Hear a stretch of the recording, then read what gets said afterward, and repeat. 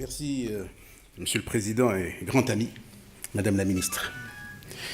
Monsieur le Président, Monsieur le Secrétaire Général, Messieurs les membres de ce prestigieux club diplomatique marocain, Excellences, Mesdames et Messieurs, chères étudiantes, chers étudiants, bonjour. Permettez au juriste que je suis d'exercer légitimement son droit de préemption. Haq shifa. Je ne vais pas faire étalage de mon expérience. Je n'ai pas d'expérience en la matière. Je voulais simplement, modestement mais sûrement, apporter une petite bière à l'édifice, surtout après l'excellent exposé fait par Madame la Ministre, que je tiens ici à saluer chaleureusement et à lui dire toute l'estime que je porte pour ce qu'elle fait. Voilà une militante qui porte bien la voix du Maroc à l'international et également sur le plan national. Je la connais, je l'ai connue à la faculté, il y a de cela quelques années, peut-être a-t-elle oublié, quand elle dirigeait le club, un club associatif. Je pense que c'était Lions Club. Au Rotary. Mais en tout cas, je garde un excellent souvenir, madame. Et j'aimerais vous assurer, sincèrement, de toute notre amitié agissante. Nous sommes avec vous pour que vous puissiez réussir votre mission. Vous savez, en vous écoutant, madame, m'est venu à l'esprit ce que disait un grand chef d'État, et qui a été un homme de l'histoire, qui a marqué l'histoire. Il s'agit de Winston Churchill, qui avait dit « Il vaudrait mieux prendre le changement par la main avant qu'il ne nous prenne par la gorge ». Incontestablement, le changement climatique nous prend aujourd'hui par la gorge. Vous avez fait tout à l'heure allusion à la science. La science a rendu son verdict. L'homme est à l'origine de ce dérèglement climatique. Et ici, un homme de lettres que je suis, je me référais à ce que dit Amin Maalouf, l'académicien connu, dans Le dérèglement du monde, paru il y a quelques années. Au niveau du climat, c'est catastrophique.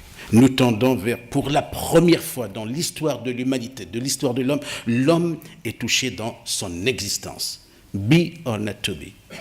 Et c'est pourquoi la COP 22 sera un rendez-vous avec l'histoire. Vous m'avez inspiré, madame, en évoquant l'Afrique. Vous m'avez inspiré une lecture que j'ai faite récemment d'un rapport très récent de la FAO sur les incidences du courant météorologique El Niño sur l'insécurité alimentaire en Afrique. Beaucoup de pays de l'Afrique australe plus particulièrement, et également des pays comme le Tchad, sont menacés. Le lac Tchad risque de disparaître. Et les événements malencontreux que connaît cette région, la région du Tchad, sont liés en grande partie au changement climatique. Le Tchad, savez-vous, chers amis, je l'ai dit hier à mon frère et ami, monsieur l'ambassadeur du Tchad, vous me permettrez de le redire aujourd'hui. Aujourd'hui, nous avons dans cette salle l'arrière-petit-fils de notre grand-père. Nous avons découvert, les scientifiques ont découvert le premier homme au Tchad. Et ce premier homme, il date de 7 millions d'années. Alors nous avons, monsieur l'ambassadeur, respectueusement mon grand-père, je vous salue. Et je vous salue climatologiquement.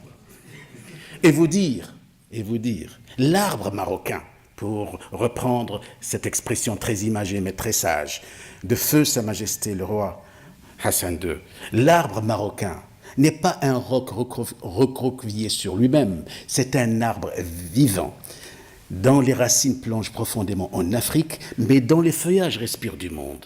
Et le Maroc est fidèle à ses racines, et c'est pourquoi j'adhère à ce qu'a dit Madame la Ministre, s'inspirant bien entendu de ce qu'a dit Sa Majesté, notamment dans son dernier discours. Il a gratifié la séance de signature du vendredi dernier par un discours lu par Son Altesse Royale, la princesse Ella Hasna, au demeurant présidente de la Fondation Mohamed pour l'environnement d'un discours phare. Et j'ai demandé à mes étudiants de sciences politiques de se pencher sur ce discours et nous aurons l'occasion de le décortiquer ensemble. C'est dire que le Maroc fera de la COP 22 la conférence de l'Afrique. L'Afrique a été à l'origine de l'humanité, elle est actuellement au centre, au cœur de l'humanité. Troisième idée qui m'a été inspirée par l'excellent exposé de Madame la ministre, c'est que aujourd'hui, il faut le dire, moi en tant que juriste, professeur de droit international, je constate que la diplomatie environnementale et la diplomatie climatique du Royaume constituent une page rayonnante de notre diplomatie. Et cette diplomatie, elle est très active. Je serais même tenté de dire, sans chauvinisme aucun, que le Maroc est à l'avant-garde pour ce qui est des engagements pris en matière de protection de l'environnement à l'échelon international. Tout à l'heure, mon frère ami, monsieur l'ambassadeur Zaïd, il a fait allusion surtout à ma qualité d'homme de la mer. En effet, dans le domaine du multilatéralisme, le Maroc a été à l'origine, modestement mais sûrement, à l'origine de l'établissement d'un nouvel ordre mondial sur les mers et les océans dont la dimension environnementale est extrêmement importante. Je regrette l'absence de monsieur l'ambassadeur Tanji, mais c'est l'ambassadeur Tanji qui a travaillé sur le dossier de l'environnement marin en Méditerranée, de même que je rends hommage à monsieur le ministre Andris Dahak, qui au sein de la conférence sur le droit de la mer a défendu avec beaucoup de hargne toute la partie ayant trait à la responsabilité, à la réparation en cas de dommages écologiques en mer. Cette diplomatie climatique et environnementale du Royaume, elle porte bien entendu un idéal. Et cet idéal, c'est quoi? Cet idéal sera concrétisé à Marrakech. C'est l'idéal de la mise sur pied de ce que je pourrais appeler une sorte de biopolitique du management maritime à l'échelon international, de la gouvernance de l'environnement et du climat à l'échelon international, selon bien entendu le cahier de charges qui a été fixé par les pays, dont le Maroc. N'oublions pas que la réussite extraordinaire, il faut le dire, de la COP 21 à Paris, grâce à la présidence française, il faut le dire. Cette réussite, les Français la doivent aussi aux Africains, et plus particulièrement à cette aile qui est très dynamique, qui est l'aile marocaine. Le Maroc a beaucoup fait pour la réussite de la COP 21. Et le Maroc maintenant est investi d'une responsabilité extraordinaire, extraordinairement ambitieuse, c'est celle de légiférer pour l'humanité. Pour la première fois, nous allons légiférer pour l'humanité. Et l'humanité, elle est au centre, au cœur de ce débat. Pourquoi? Pour une raison bien simple. C'est que le climat est un patrimoine commun de l'humanité. Et en tant que tel, il est à la fois transspatial et transtemporel. Transspatial, il ignore les continents, les frontières politiques, les nationalités. Ce qui se passe aux îles Maldives nous préoccupe, nous aussi. Ce qui se passe en Amérique latine nous interpelle, nous aussi. Et ce qui se passe, bien entendu, chez nous, en Afrique, parce que le Maroc est fier d'être africain. Et c'est pourquoi cette transspatialité est extrêmement importante. Mais le climat aussi, il est transgénérationnel, il est transtemporel, et il s'adresse plus particulièrement aux générations futures, et plus spécialement aux jeunes. Ces jeunes que Sacha Guitry avait qualifié de l'ivresse de l'humanité. Nous avons besoin d'un peu d'ivresse. À bon entendeur, salut. Mais une ivresse mesurée, une ivresse raisonnée. Parce que la jeunesse, quand la jeunesse est bien encadrée, quand on lui donne les outils, et les jeunes qui sont là sont suffisamment conscients pour contribuer à leur petit niveau à l'élaboration de cette grande ambition. Et ici, comme je l'ai toujours dit à mes étudiants, je termine simplement par dire que ce que fait Madame la ministre, ce que fait le Maroc, ce que font les pays africains, eh bien,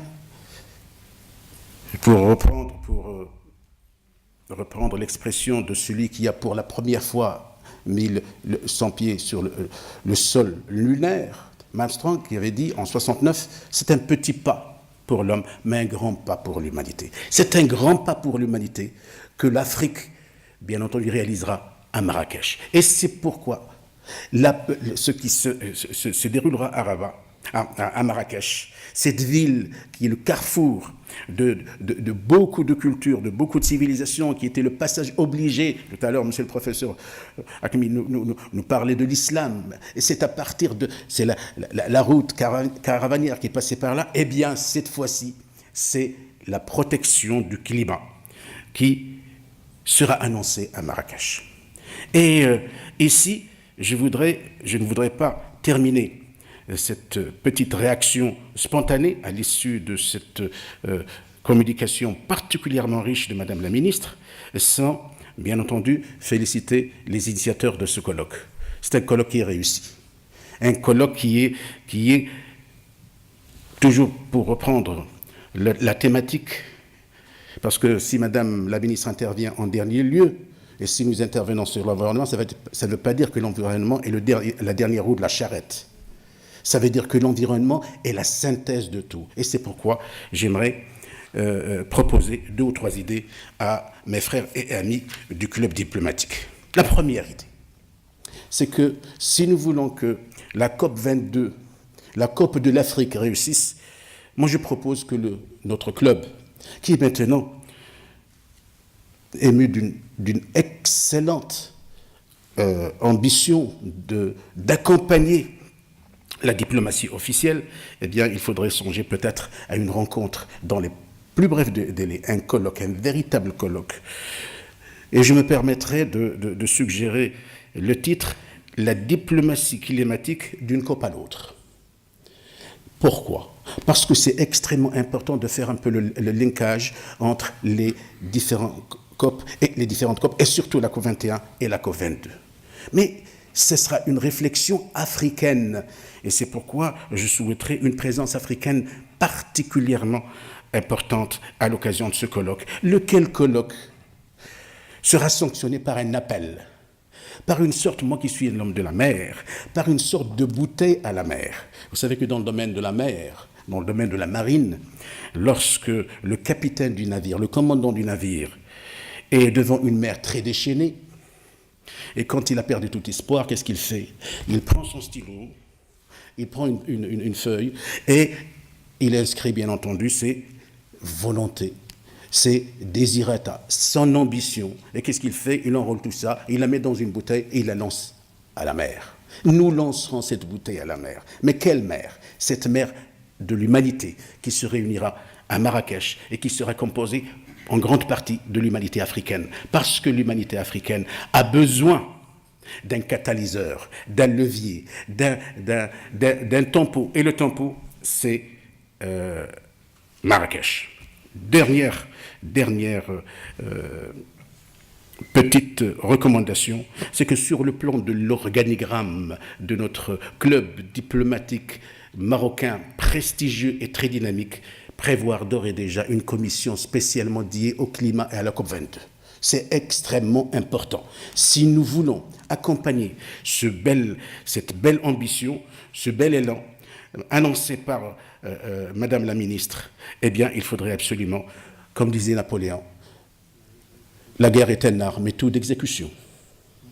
Et, in fine, puisque il fait tard, et puisque nous sommes dans de l'hospitalité du club diplomatique marocain, j'aimerais simplement terminer par un poème.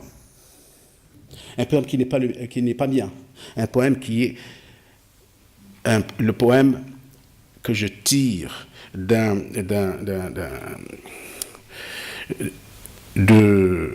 recueil de poèmes d'un grand ami que nous avons perdu, et qui était un fin diplomate, un très grand diplomate, mais également un homme de lettres.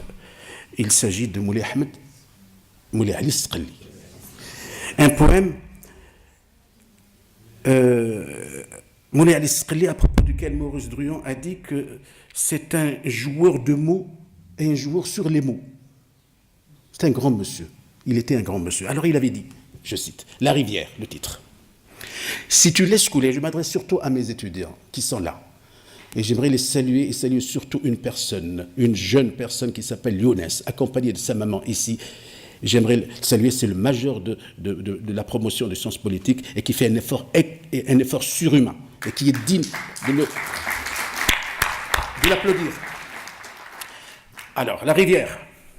Si tu laisses couler tranquillement la rivière, en te mirant dans ses eaux calmes et limpides, tu t'y verras serein et splendide. Mais si tu joues les troublions téméraires, par un comportement désinvolte et stupide, tu dérangeras à son cours et feras remonter la fange, mais en même temps, tu détruiras bêtement ton image. Ne détruisons pas notre image par des comportements désinvoltes et irresponsables. Essayons d'ores et déjà de faire la mutation, la mue de l'égo-citoyenneté, après moi le déluge, à une éco-citoyenneté mondiale. Merci de votre attention.